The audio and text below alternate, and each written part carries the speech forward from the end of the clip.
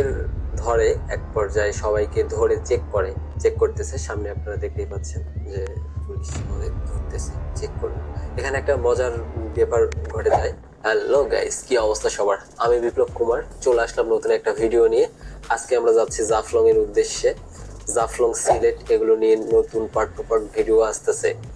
তো আজকে যাচ্ছি সেই আমাদের কাঙ্ক্ষিত জাফলং এ। অনেক সুন্দর পরিবেশ এবং সুন্দর আবহাওয়া। আজকে অনেক দূর থেকে দেখা যাচ্ছে সেই জাফলং এর কাঙ্ক্ষিত পাহাড়, যেটা আমরা বইয়ের পাতায় অনেক ছোটবেলায় পড়ছিলাম যে জাফলং এর সেই পাহাড়। তো চলুন দেখা যাক। আর আজকের যে দিনের অবস্থা, ওয়াও, জাস্ট ওয়াও। আকাশটা নীল, হালকা কুয়াশা চারপাশে এবং সবুজে ভরপুরে, রাস্তাও ফাঁকা। অনেক সুন্দর একটা রাস্তা। একেবারে এই এই খুশিতে মনে হচ্ছিল প্রকৃতির মাঝখানে আমি নায়ক। সত্যি কথা, এই মুহূর্তগুলো যারা বাইক চালায় তারাই একমাত্র বুঝতে পারবে এইটার মজা। তো আমরা এখন যাচ্ছি সেই জাফলং এর উদ্দেশ্যে। হঠাৎ করে কমিউনিকেটরে এক বড় ভাই আভাস দিল যে সামনে পুলিশ। তো আমরা সবাই দাঁড়ায় গেলাম। চলুন দেখা যাক।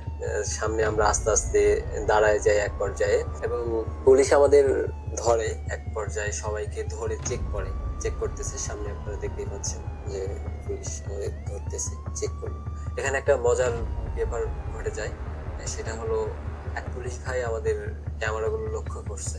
তো লক্ষ্য করে তার স্যারদের বলতেছে যে স্যার, সামনে ওদের কাছে ক্যামেরা আছে, তেমন হ্যারাসমেন্ট না করাই ভালো। সামনে যে বড় ভাই ছিল সে অন্য শুনতেছিল। আমরা তো ছিলাম বাইকের মাঝখানে। তো এই হলো বিষয়। পরবর্তীতে আমাদের বাইকের কাগজ সবারগুলো চেক করে না, জাস্ট শোনে যে আপনারা ওভার স্পিডিং করেন না, এই পর্যন্তই। পরে আমাদের ছেড়ে দেয়। আমরা তারপরে তো দেখতেই পাচ্ছেন যে আমরা চলে যাচ্ছি সবাই। তো এই হলো বিষয়। আসলে কাহিনী হলো কি, যখন সবাই মিলে বা 10টা 12টা বাইক নিয়ে যখন ট্যুরে সবাই বের হয়, তো সেক্ষেত্রে পুলিশেরা তেমন কোনো ঝামেলা করে না। তবে এখনকার দেশের যে প্রেক্ষাপট, যেখানে অভিযান দিচ্ছে যৌথ বাহিনীর অভিযান, তো সেখানে সবাইকে চেক করতেছে।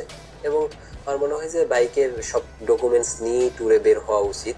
কারণ আপনি যাচ্ছেন একটা জেলা থেকে আরেক জেলায়, সেটা আপনার জেলা থেকে অনেক দূরে হতে পারে, 1000 বা 500-700 কিলোমিটার দূরে। সেখানে যে কোনো একটা অনাকাঙ্ক্ষিত ঘটনা ঘটে গেলে পুলিশের সাথে আপনাদের তো মানে অনেক ঝামেলা।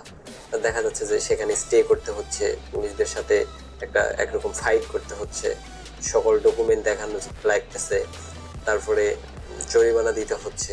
তো সেক্ষেত্রে আমার মনে হয় যে ট্যুরে যাওয়ার আগে সবাই সব ডিটেলস সাথে নিয়ে এবং সবগুলো ভেরিফাই করে নিতে হবে যে সেগুলো ভালো আছে কিনা। তো সব মিলে যদি ভালো থাকে, আর দেখা যায় কিছু কিছু এলাকায় ওভার স্পিডিং নিষেধ, যেমন এই যে আমরা যে এলাকায় আসছি, এখানে আসলে ওভার স্পিডিং নিষেধ এবং 10 থেকে 15 কিলোমিটারের মধ্যে একটা করে পুলিশের চেকপোস্ট আছে। তো সব মিলে দেখা গেলে একটা নিয়ম মাফিক যদি গাড়ি চালানো হয় ট্যুরে যেয়ে, কারণ ট্যুরে যাচ্ছি আমার 1000 কিলো 2000 কিলো ট্যুর হচ্ছে। তো এত বাইক রানিং, তো এটা উল্টাপাল্টা করে বাইক চালালে একদিক দিয়ে নিজের ক্ষতি, মানসিক একটা ব্যাপার স্যাপার আছে, সেগুলো একটা ক্ষতির সম্মুখীন হয়। তো এই হলো ব্যাপার। আপনারা সবাই ভালো থাকবেন, সুস্থ থাকবেন, ততদিন আমার সাথেই থাকুন। ও আচ্ছা আচ্ছা আচ্ছা, এখনো শেষ হয় নাই। আরেকটা বিষয় হলো, আমার নতুন ভিডিও আসতেছে সিলেট, শ্রীমঙ্গল এবং জাফলং ট্যুর নিয়ে। আমার এই চ্যানেলে নিত্য নতুন মোটরসাইকেল নিয়ে, ফানি এবং মোটরসাইকেল নিয়ে রেগুলার ভিডিও দিব। আমার এই চ্যানেল এবং পেজটা মূলত মোটরসাইকেল রিলেটেড, ব্লগিং রিলেটেড, যেখানে আমি দেখাবো আপনাদের আমাদের এলাকার এবং দেশের ঐতিহ্য, যেগুলো আমাদের বাস্তবতার সাথে মিল আছে। আমি চাই আমার এই চ্যানেলের মাধ্যমে এবং এই ফেসবুক পেজের মাধ্যমে আপনাদের গোটা বাংলাদেশ এবং গোটা পৃথিবী দেখানোর একটা উদ্দেশ্য নিয়ে এই চ্যানেলটা খোলা এবং এই পেজটা খোলা। তো আমার সাথে থাকবেন এবং আমাকে জানাবেন ভিডিওগুলো কেমন হচ্ছে এবং কোথায় কোথায় কি করতে হবে, কি ইমপ্রুভ করতে হবে। আমি চেষ্টা চালিয়ে যাচ্ছি। আর আমার পরীক্ষা থাকার কারণে ভিডিও রেগুলার দিতে পারছি না, এর জন্য দুঃখিত। সবাই ভালো থাকবেন, সুন্দর থাকবেন, সঙ্গেই থাকবেন। ধন্যবাদ সবাই।